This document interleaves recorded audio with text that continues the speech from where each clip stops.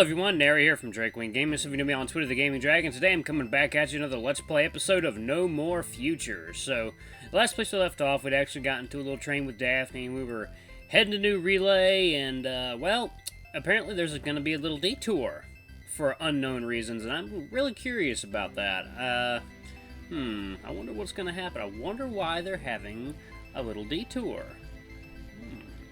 Could it possibly be shenanigans are afoot? I guess we'll find out, guys. Please join me. Oh, 1 second, gotta sneeze. Oh, what a sneeze. Oh, man, that's a little bit of bonus content right there. A sneeze. Alright, guys, let's jump right into it. Alright, alarm chain, you're up. Okay. And here we go. Even so, you still try to stay positive as much as you can, even when half the world against you. Even now that so few friends and family are still by your side. You have to stay positive, as much as it pains you to do so. Assume that everything is better than it seems, that things will get better eventually. The alternative is an emptiness and a dread that you know all too well. I see, and you're fine living like that. As though she could read your thoughts, Daphne's quarry drags you back from the clouds, kicking and screaming. I'm sorry? The girl crosses her arms as she turns to stare at the floor. Look, I've tried being naive before, enjoying life as it came and went like you do, like Apollo does. I can't do it, not anymore. All I ever got from that was pain and disappointment. Now I'd rather just assume the worst all the time, that way I always get the jump on my problems, and not the other way around.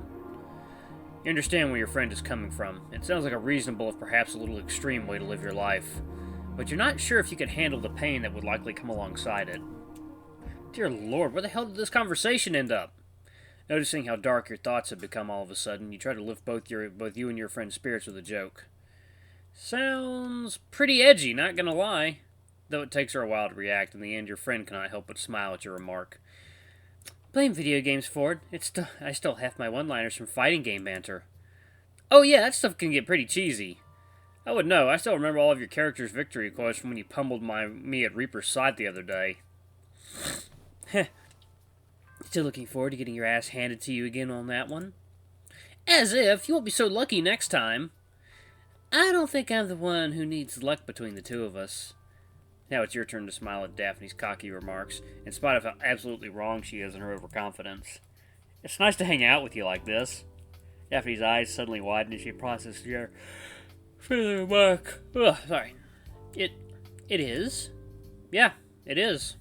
Our first meeting might have not been all that great, but overall, I'm happy to have met you. Though I've lost many people dear to my heart, it's good to know that I can still rely on friends like you to keep my spirits up. I know it sounds corny, but trust me, I'm being serious here. You expected Daphne to tease you for your careless comments, but instead she just turns to face the other way, a regretful and melancholic gaze on her face. Not the way you thought she was going to react, truth be told. I'm sorry about yesterday. About yesterday?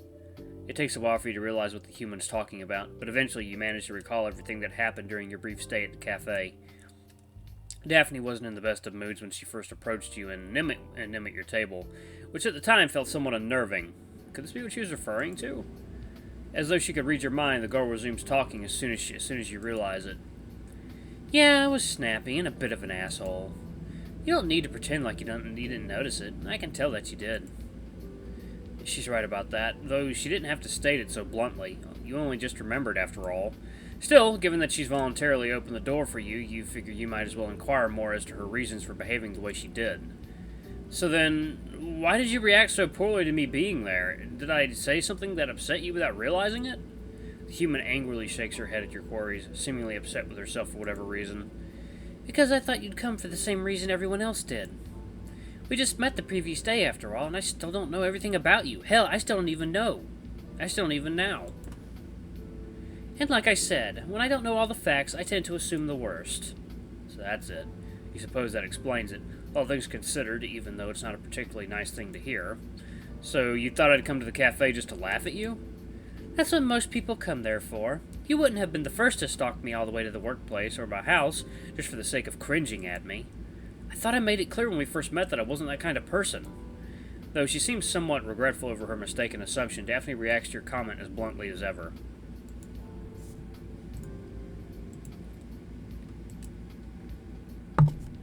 Oh god, this coffee is so good. I am drinking what's called Pete's coffee. It's the Big Bang one, Big Bang flavor. Really good. Really, really good. Very strong. Okay. Well, you wouldn't be the first person to say something nice to me, then do another when I least expect it. A brief silence follows as neither of you know how to break it. Knowing that Daphne still had doubts about you even as far as yesterday is more than a little disappointing, truth be told. She said she had to believe that in order to feel safer, but is it truly righteous to hold prejudices on one another so as to be ready for anything? In hindsight, you can't really say you can blame her either. You were also wrong about your friend in quite a few regards, and your friendship almost suffered as a result. Maybe we should just stop assuming things about each other. Daphne turns to look at you once again, her expression full of surprise. She clearly didn't expect you to say something like that after everything you shared with one another. For that matter, neither did you. She makes as if to say something, but stops herself partway through, preferring instead to simply smile and chortle away. You know what? You're right. You've been pretty cool so far, and I might as well keep believing you'll stay like that for at least a while. Besides, I always wanted a friend your size to carry my groceries for me when I go shopping. Though her sudden joke takes you by surprise, it doesn't take you long to reply in kind. I'm not doing that for you, Daphne. Sure you will, once I'm done thrashing you next time we play. I'll have you know I've never lost a bet with Apollo before, and I plan to keep my record going with you too. A video game bet? Sounds rather fun, honestly. You never had the opportunity to do one of those with Nim before, and you'd be lying if you said the thought wasn't at least somewhat exciting. Well, what do I get if I win? Not sure, actually. What did you have in mind? You briefly scour your head for some sort of prize. For some sort of prize you could have the human wager in exchange for your dignity, but you can't think of anything that would do the trick. It's tough to say. There's not really a whole lot I need anymore, now that I'm a synthetic. After some time spent thinking, however, you do recall something you could ask of the lady before you. You did make a promise to Nim about it yesterday, and you might as well try to fulfill it, now that you have the chance. There is one question I wanted to ask, though. Just one question? That's it? It's not like private stuff, right? No, of course not! The girl thinks about your request for a moment, and then merely crosses her arms as she calmly replies, Well, I guess you can get that out of the way now, then. Really? You sure? Yeah, a question isn't worth betting on, unless it's embarrassing or something. You can't help but smile at the woman's kindness, knowing that you won't have to wait for another day to ask this. Well, all right then. Thanks for that. So I assume you already know my friend Nim somewhat. Yeah. I was just wondering what you thought about him. The girl raises an eyebrow at your query, unsure of where you're going with this. He's my co-worker, well-intentioned, oftentimes lazy, yet somehow strangely reliable. Decent guy, all things considered. Are you trying to hook me up with him or something? No! Don't get the wrong idea. Look, I think he's trying really hard to be your friend, and is a little disappointed that it's not working. Ah, I see. Looking slightly annoyed by your comments, Daphne turns to face the other way as she starts tapping the ground with her boot. I don't like having too many friends. I'm already struggling with just one. More friends means more commitments, more people to worry about, and of course, bigger chances of fucking up by getting close to the wrong person. I prefer to keep my social circle small, a lot easier to manage everything that way. Sounds a little depressing. More than just a little, actually. However, given what the human's already shared with you about her history and her personal beliefs, you can't say you didn't see it coming either. Huh, I guess I had the wrong idea after all. I thought you'd enjoy having more friends after what you told me earlier. It's just that, after discussing the similarities between our predicaments for so long, well, I just thought you'd be glad to have more people around you that you can trust.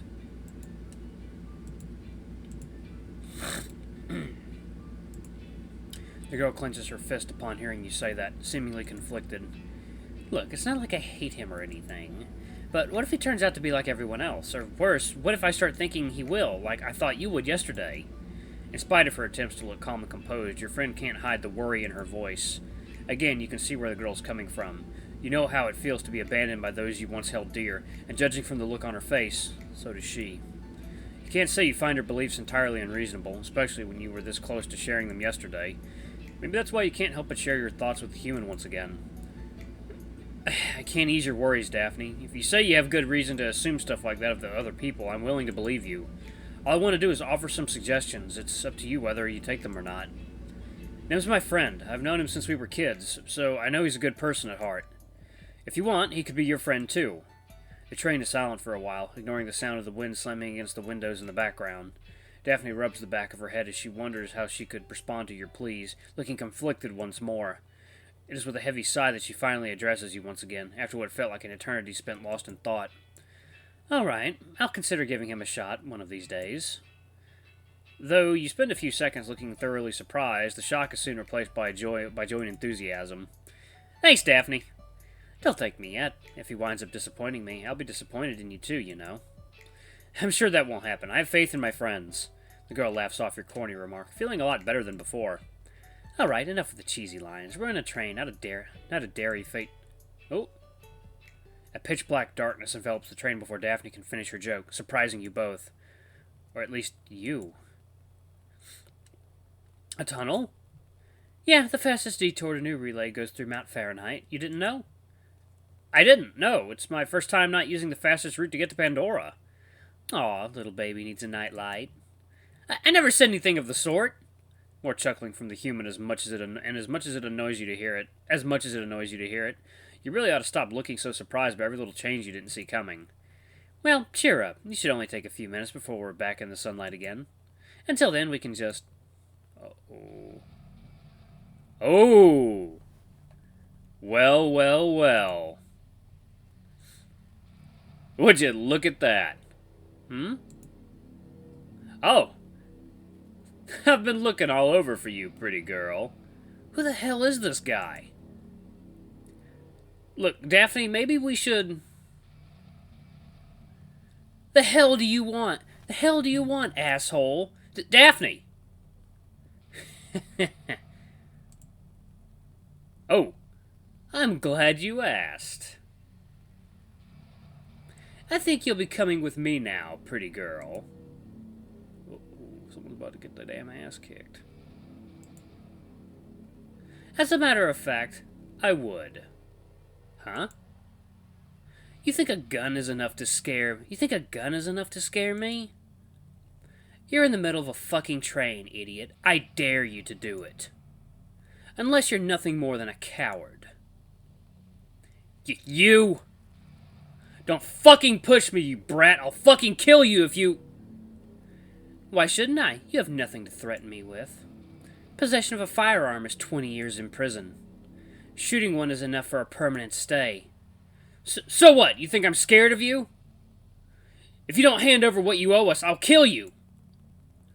If you think I can do that from here, you're an even bigger idiot than I thought. Maybe your superiors would have told you.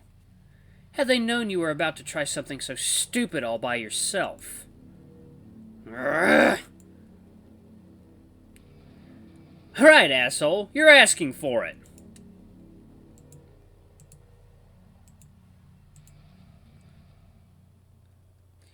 If you're not gonna cooperate, maybe your friend over there will. Wrong move. Ah! Oh. Go, Daphne. Damn. Ah! Ugh. You fucker! You'll pay for that, you... Ooh. Ooh, so apparently maybe Daphne was that creepy apparition we saw earlier. You... Ooh. Oh, he dead. The train leaves the tunnel mere seconds after the final blow was struck.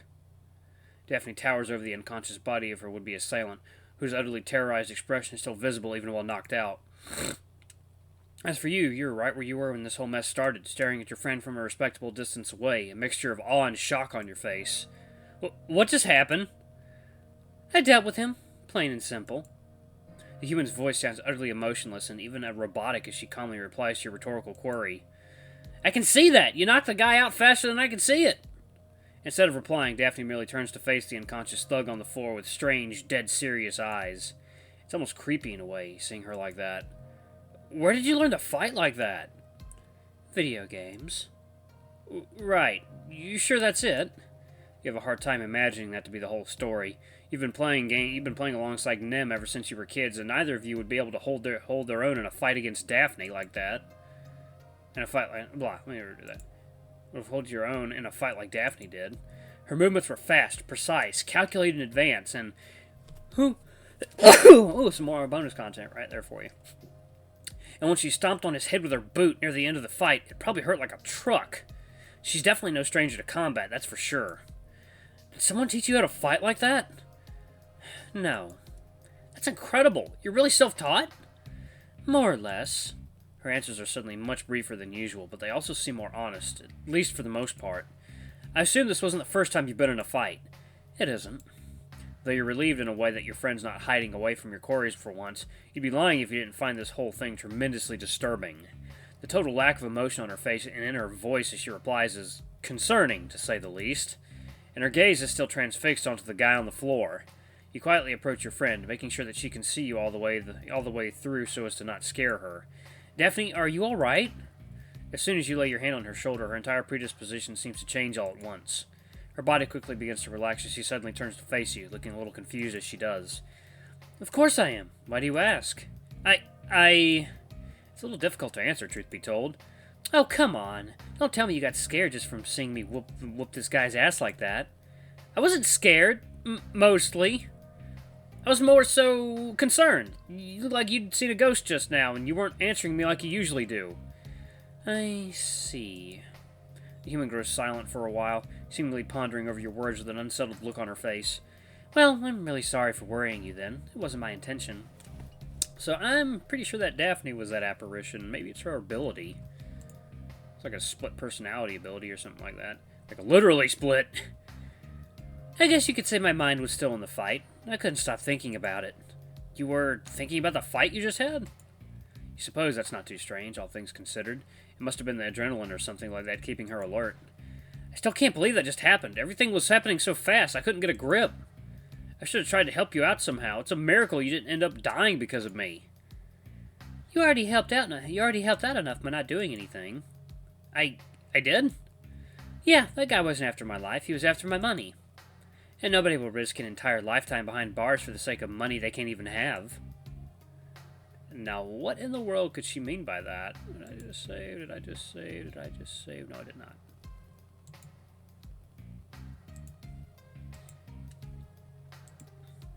The only way something bad could have happened would have been for him to press the trigger accidentally through shock or surprise. You also provided the perfect target for him to shift his attention to once he realized he had no leverage. Were you not a steel-clad android, I might have hesitated before trying to disarm him. I see. Daphne's mind is sharper and more ruthless than you could have ever guessed.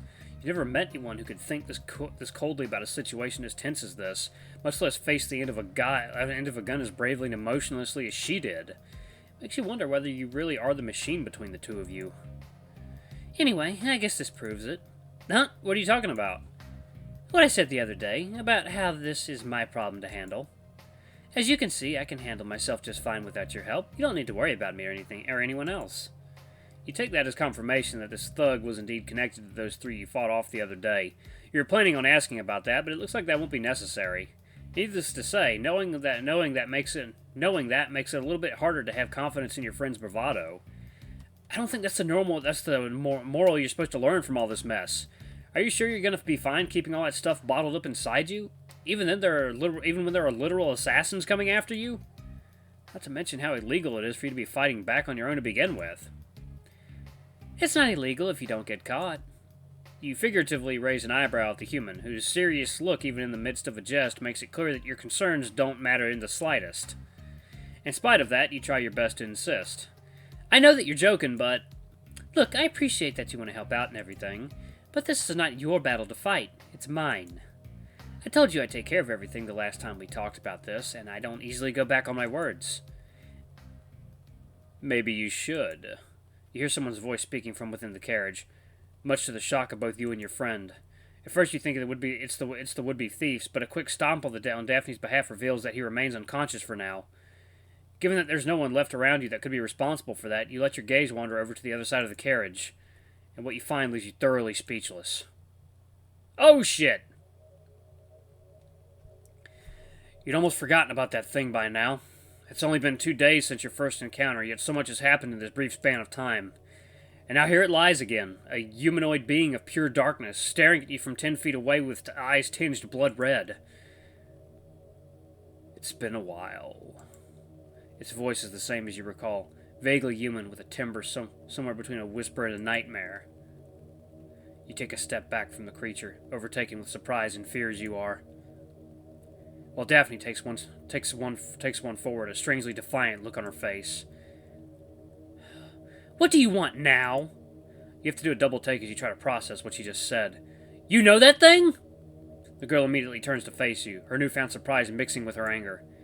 Shouldn't I be asking that? Hey, I asked first! The entity shoots a disappointed gaze in your direction. Good grief. Children. Before either you or Daphne can mutter a reply of any kind, the creature speaks again. Me and the android briefly met the other day at your apartment, while you were crying in your bedroom. The human... oh god, I'm gonna pause it right there. This is really cool! Awesome fight scene. Said you guys did a wonderful work on that fight scene. That was awesome. Okay, and like I suspected, the entity is indeed connected to Daphne, so... Job well done. I am great detective. Great job. Anyway, guys, thank you so much for watching. Don't forget to like, comment, subscribe, ring that notification bell, leave a super thanks if you can. It always helps. Until the next video, I love you all. I'll see you next time. Bye-bye!